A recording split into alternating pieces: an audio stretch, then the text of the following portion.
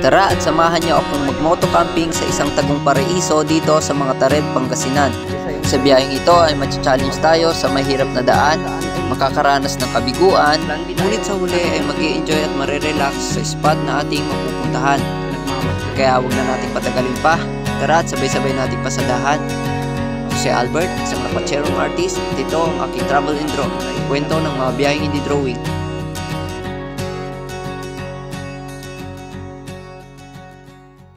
Panibagong episode mga kalakwatsero, at kakatapos lang ng ating biyahe dito sa Mount Balungaw. Actually hindi pa ako nakakauwi, so nagdiretso lang ako dito. So andito tayo ngayon sa bungad ng Daang Kalikasan, ito sa papasok, at meron tayong bibisitahing mini falls dito sa paanan lang ng Daang Kalikasan. Malapit lang yon. May kaunting trail din na nakita ko sa mapa papunta ron. So samahan nyo ko mga kalakwatsero. Dito na yata mag-uumpisa yung trail mga kalakwatsero. Ang kagandahan lang dito sa trail na tinatahak natin ay malilim, kaya kahit papano ay malamig. Kahit nagtitrail ka ay nalalamigan ka, so hindi ka masyadong mapapagod. Yung daan mga kalakwatsero ay parang kagaya lang din sa Kibungan, mabato, tapos medyo loose din yung mga bato. Dito na tayo sa gitna ng kagubatan, hindi ko alam kung anong part to. At ayan, pababa naman tayo ngayon, palusong. Ang challenge lang kasi sa gantong daan ay yung mga bato masyadong loose, so malaki yung tendency na dudulas yung gulong mo. Yung papasok dito may padiretso, dito tayo sa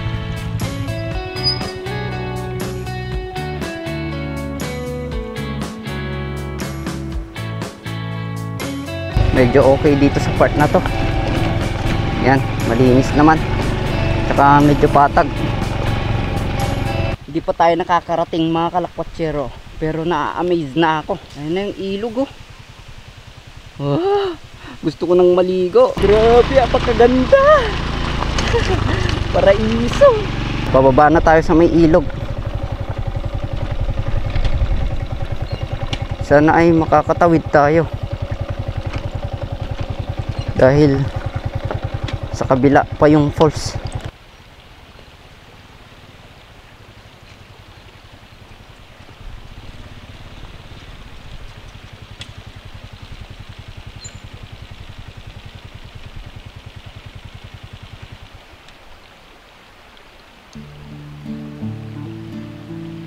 Dito tayo sa may part ng ilog na dapat ay magre-river cross tayo dito, pero nakita ko hindi ata worth it mag-river cross kasi sa kabila pa yung falls, papunta ron pa. Check natin. Gusto ko nang maligo. Ito yung papasok sa falls, kaso walastik, nakapaa ako. May harang na. Yan, oh. So negative nating marating yung falls na sinasabi ko. Plan B tayo. Hanap na lang tayo ng spot na pwede dito sa paligid ng ilog na to. Pwede doon o kaya doon banda. Pabalik tayo. Gusto ko nang maligo. Actually nung galing ako ng Balungaw, hindi pa ako nakaligo. Pangalawang araw na ngayon. Balik tayo mga kalakwatsero.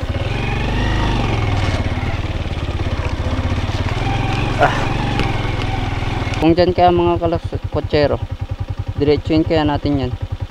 Meron ng bakod dito mga kalakwatsero. Siguro private property na to. Delikado tayo dito. Ayan, at may mga palayan pa, oh.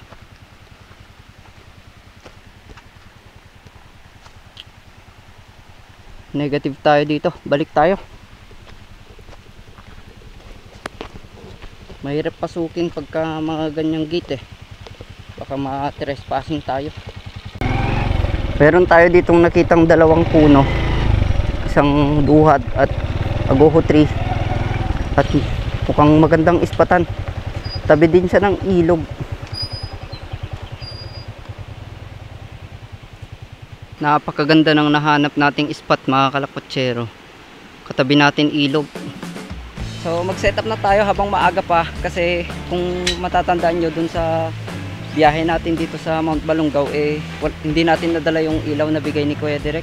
So habang maliwanag pa mag-set up na tayo para goods na goods at makapagluto din tayo ng maaga.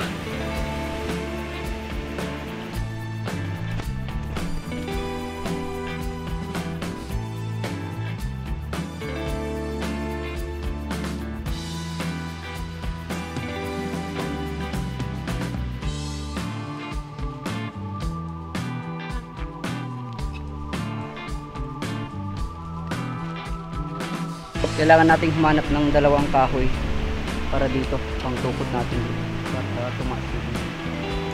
Hehe, walang kahirap-hirap, meron na agad isa. May kahoy ako nakita dito sa gilid-gilid.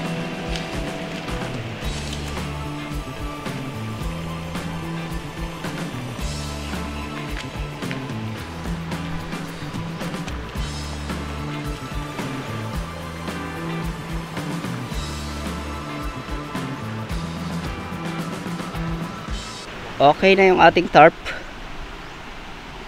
at yung tent naman dito na natin siya ipipwesto, nakaharap sa motor.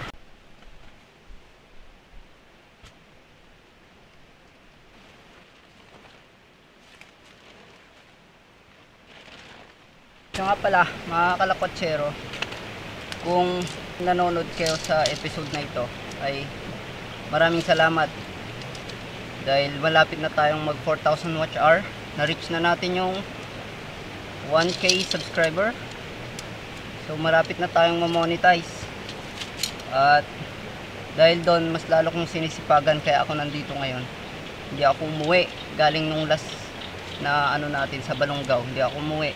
Dumiretso ako dito para makagawa ulit ng content para sa inyo. So sana tulungan nyo ako mga kalakotsero para magkaroon ng saysay yung ginagawa natin na to, at para ma-monetize na rin tayo.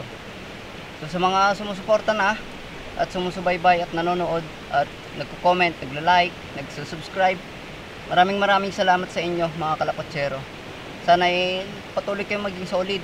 At sa mga bago dyan na hindi pa naka-subscribe, subscribe na rin kayo mga kalakotsero at i-like nyo na rin yung ating video. And ano pa ba? Share nyo na rin. So taos puso akong nagpapasalamat sa inyo mga kalakotsero. Solid kayo. Kailangan na nating tapusin tong tent dahil ligong-ligo na ako. Wala pa akong ligo.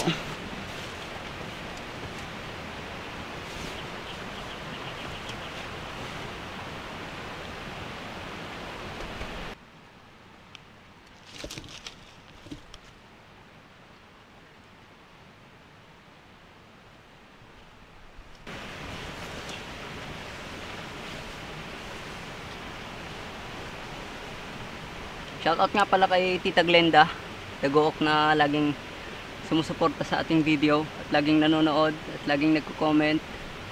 Maraming salamat po sa suporta, Tita.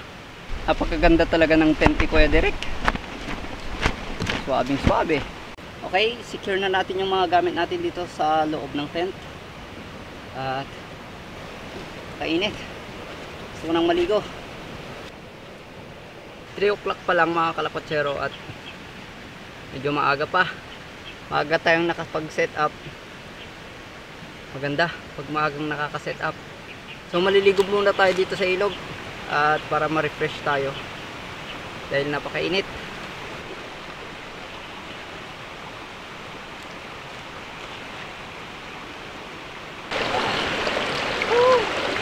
Sarap. Shoutout po sa lahat ng mga nagko-comment sa ating channel, sa ating mga videos. Maraming salamat sa suporta nyo mga kalakotsero. Solid. Merong nag-balance ng mga bato dyan, oh. Ayos ah.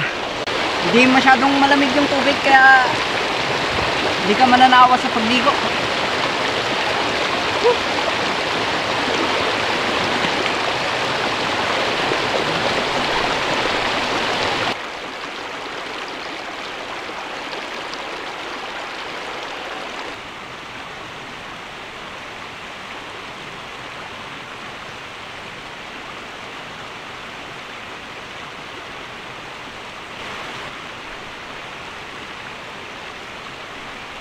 For 19 ng hapon at magluluto na tayo habang maliwanag pa.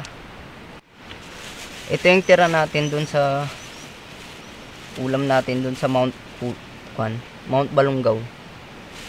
Hatiin na lang natin.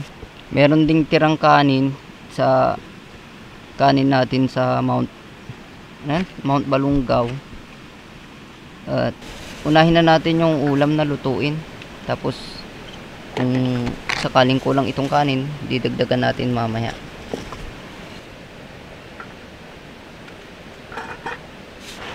Hugasan muna pala natin dyan sa may ilog yung gulay. Total malinis naman tong tubig. Dito na rin tayo sa ilog kumuha ng panglaga. Sayang ang tubig.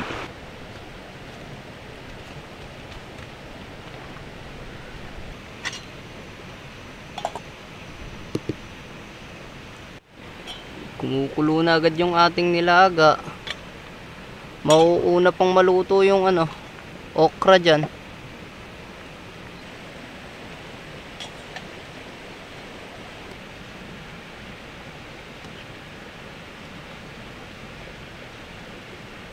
Magsasaing muna tayong kanin mga kalakwatsero. Dahil baka kulangin yung ating kanin na leftover mula dun sa Mount Balunggaw. Habang inaantay nating maluto yung kanin, ay gagawa na tayo ng sausawan. Ito, may dala pa tayong kamatis at kalahati ng sili na ginamit natin sa Mount Balunggaw. At may kamatis din tayo. Ay, sibuyas pala. Sorry.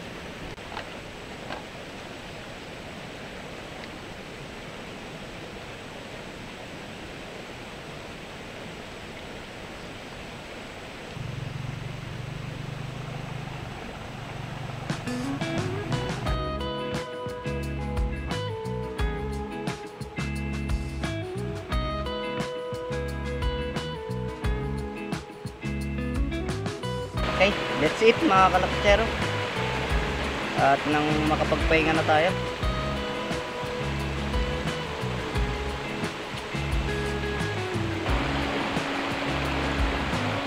Napakasarap kumain habang nasa gantong lugar ka.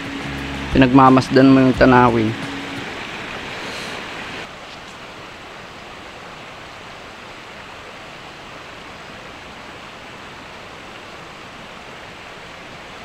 Okay na ang lahat at wala na tayong ibang gagawin kundi mag-prepare dito sa ating higaan.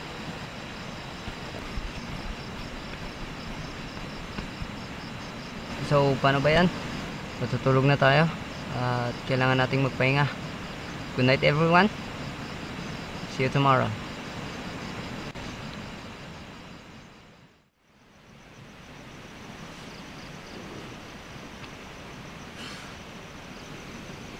For 28. Good morning mga kalakwatsero. Mula dito sa isang napakagandang ilog dito sa mga Tarem. 4 pa lang pero gusto kong magkape. Kape muna tayo. Pakulo tayo ng tubig.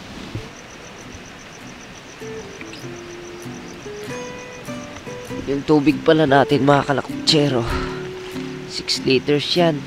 2 bote ng Coke na tag 2 liters, tapos isang Pocari na 2 liters. At pangalawang camping na, pero ito yung natira. Kasya pa yan, makakauwi pa tayo ng hindi dehydrated.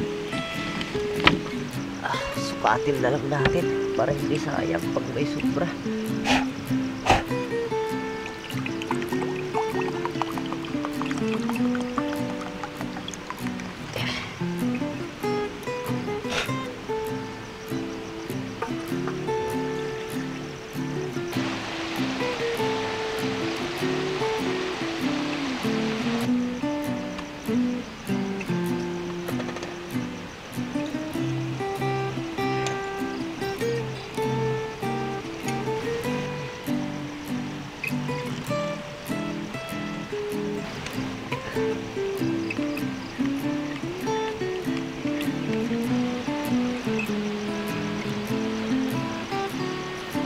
Doon tayo magkape sa may signal.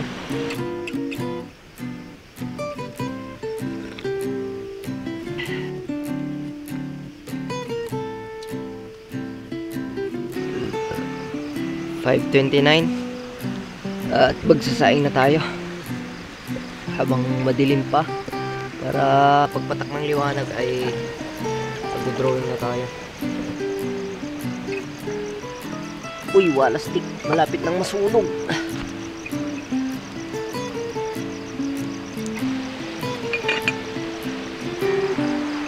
Napakagandang pagmasdan ang pagputok ng bukang liwayway. Isang patunay na napakabuti ng Diyos dahil ginigising niya tayo sa bawat umaga. Maliwanag na mga kalakwatsero. At napagaganda nitong ating naispatan. Yung ilog, sarap pagmasdan. Grabe.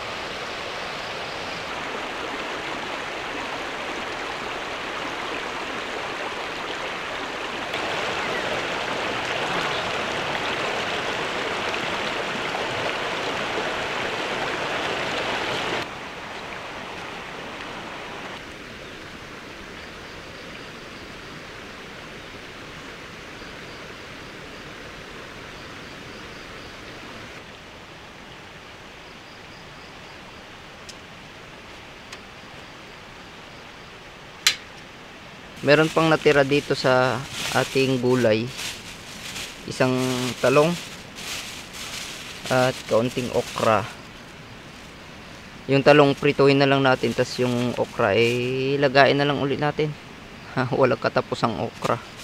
Tapos may itlog tayong isa. Prituin na lang natin to. Habang nilalaga natin itong okra, gulayin na natin itong talong.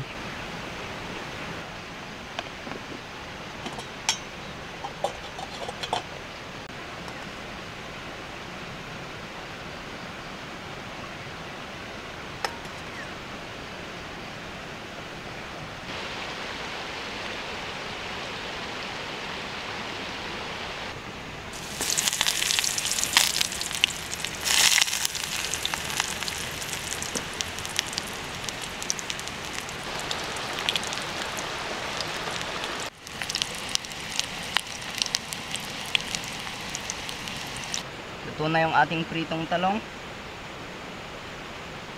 Sunod natin yung itlog. Prituin na rin natin.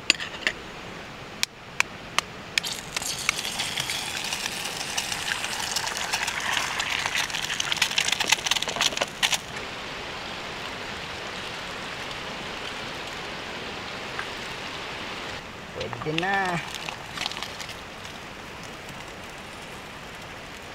Very nice. Ayos. Kain na tayo. Dito na tayo sa may ilog kumain.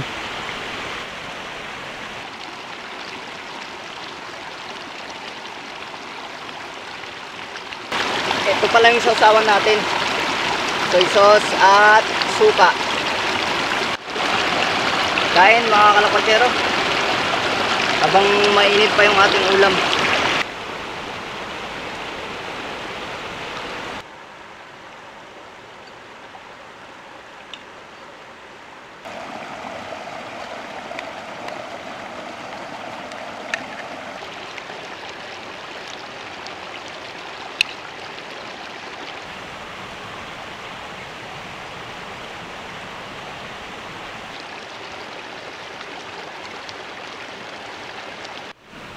Okay, tapos na tayong kumain at mag-start na tayong mag-painting.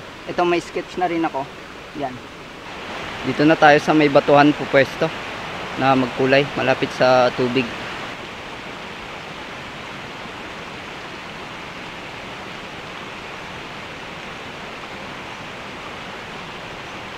Since wala akong mahanap na plastic bottle dito sa pwesto natin dahil nga napakalinis, eh ito na lang gamitin natin para sa tubig na pag sasawsawan natin ng brush.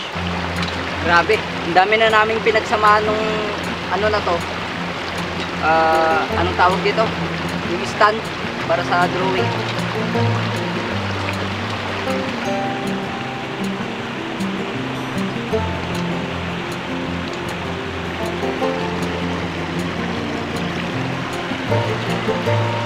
Unahin natin kulayan itong sa may sky.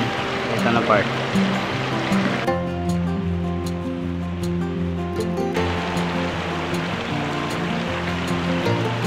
Ayan, okay na yung part ng ating sky at yung part ng water. Pero may mga shadow pa dyan na may dadagdag mamaya. Alright, looks so good.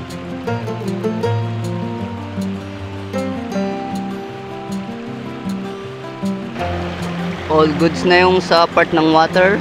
Medyo mainit dito sa napwestuhan natin kasi sumikat na si araw. Kaya lipat tayo ng pwesto. Dito na lang tayo sa bungad para at least malilim, tapos nakikita natin yung mga gamit natin dyan sa taas. So isunod na natin yung mga trees at the distance at yung mountain na rin.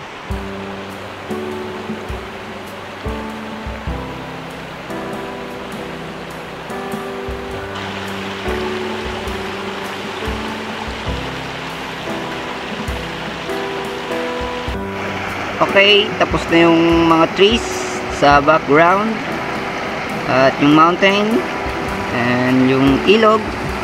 So dito na lang tayo sa mga kugon, tall grass na ito, tapos yung mga bato.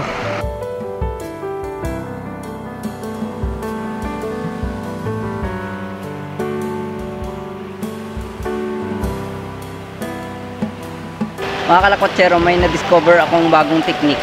Ito, sa pag-drawing ng ganito, nakahanap ako ng maliit na kahoy, pinutol ko sa dulo, tapos dinidip ko siya sa paint, tapos wala, astig.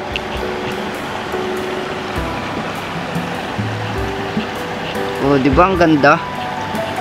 Parang talaga siya. Grass talaga yung texture niya, oh.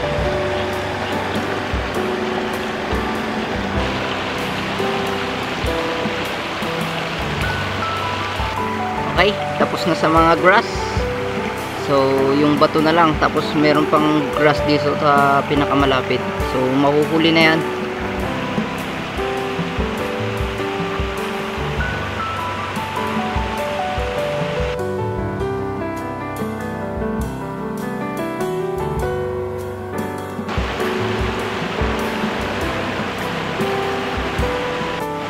Alright, finally natapos na yung ating artwork at ito yung result. Nice. Yan yung ilog. Okay, let's go ligaw. Sarap talaga maligo dito. Mas malamig yung tubig dun sa mga Tarim River kaysa dito. Solid.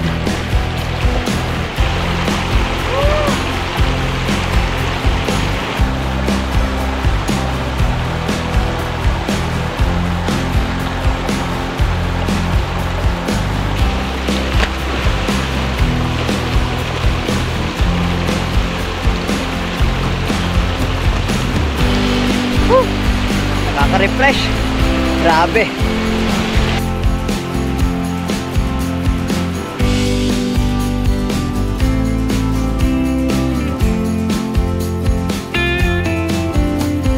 Mag-12 na ng hapon, so kailangan na nating magligpit at sibat na rin tayo pa uwi.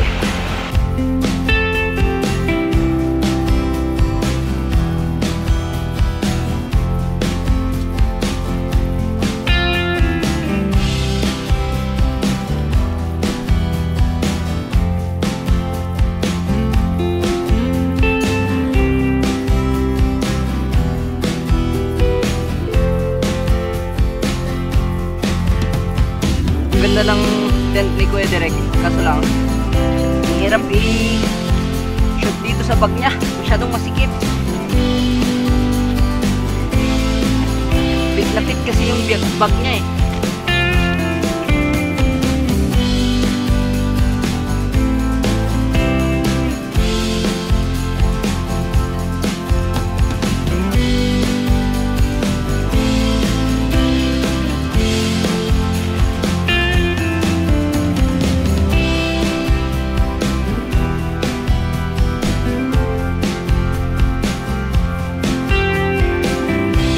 So paano ba yan? Hanggang sa susunod na adventure ulit, dahil uwi na tayo. Maraming salamat sa pagsama mga kalakwatsero. At syempre, maraming salamat sa pagiging solid.